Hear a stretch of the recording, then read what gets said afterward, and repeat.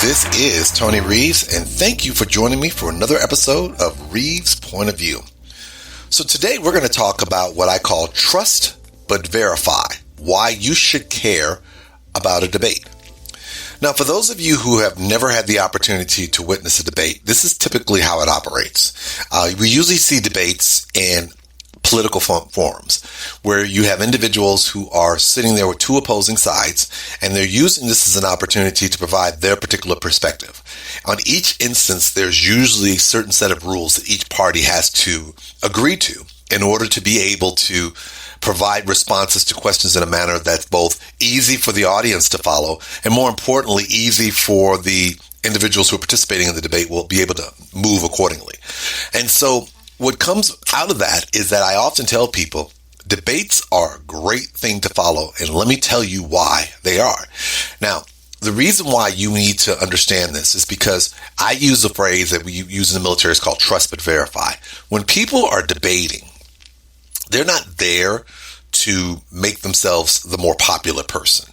They're there to counter the arguments of individuals and present their perspectives with regards to a particular topic or range of topics. And you're probably saying, well, I knew all that. So why are you telling me this is important that I need to know why I need to follow debates? Because when you're there, you're not there to blindly listen to their perspective. What you're there is to listen to what they're saying and to verify whether what they're saying is consistent with what they're saying. Why is that important? Well, because a lot of times what happens is that if you're supporting one side or the other, it's easy to act under this guise of saying what my side is saying is the truth and what the other person's side is saying a lie. And see, my argument to you is based on what? Because if your response is based on what they said, I'm not going to be impressed by you at all. I'm going to look at you like you're special. And I'm not trying to be nasty about it, but yes, I am trying to be nasty about it, because a lot of times we fall into this space where we want to believe that our person, whoever we support, is without harm, without error, or without fault. And let's just be clear. We all like to act like we're bigger than certain things and say, well, I understand that, my side has some problems, but their side's got more problems. And I'm going to say, yeah, but you haven't looked at your own problems. So why is this important? When two sides are literally debating each other, they're also taking it upon themselves to highlight the bad parts for the other side.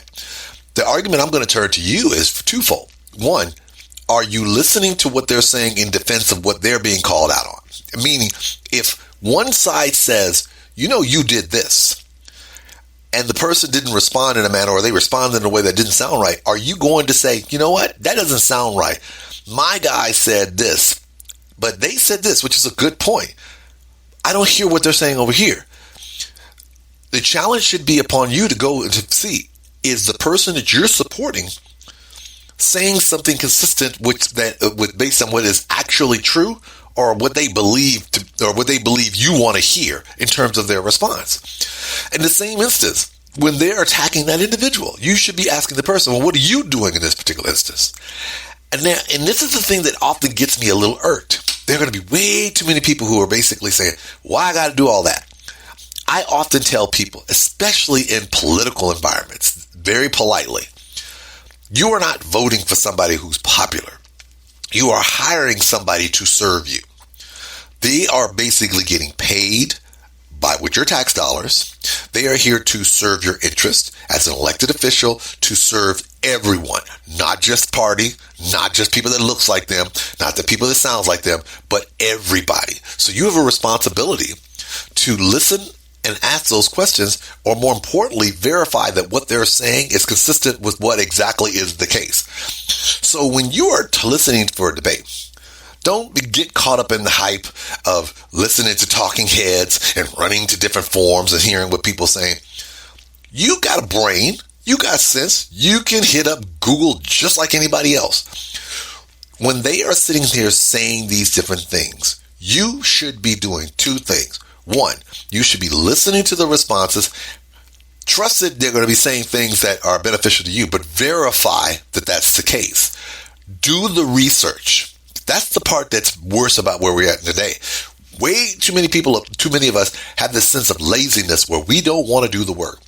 Do the work and research whether or not what they have coming out the crack of their mouth is actually legit.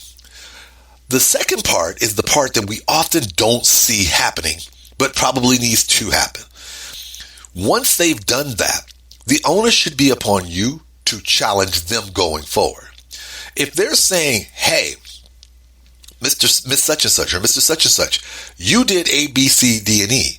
Well, guess what? If you research and you find that's the case, when you go see them at a political forum, when you go see them at a rally, when you go see them at a meet and greet, ask them, at this debate, they said this. I went and did some research and I found that they were correct. What are you going to do about that?